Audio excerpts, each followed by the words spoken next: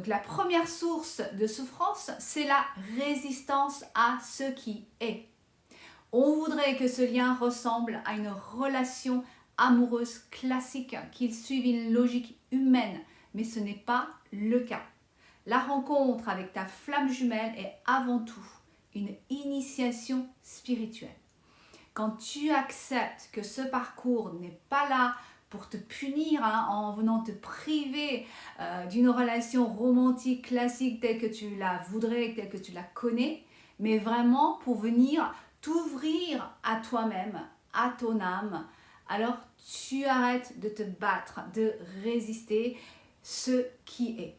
D'accord? Donc vraiment, première étape, accepter ce qui est, et ça déjà, ça soulage énormément.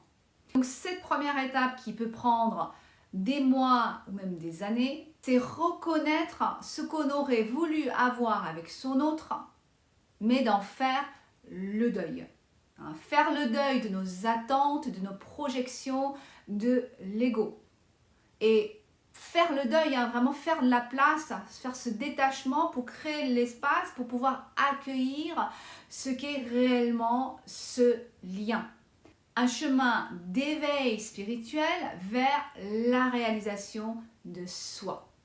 D'accord? Donc ce n'est pas comparable.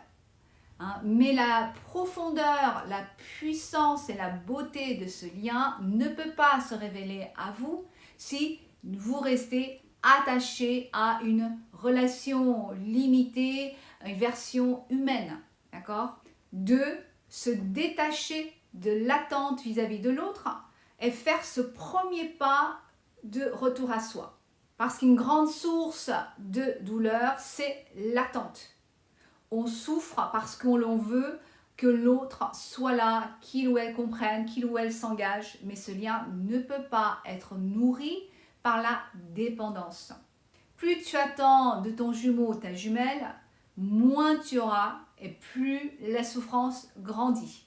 Ton autre n'est pas là pour combler tes manques, mais pour les révéler afin que tu puisses les guérir.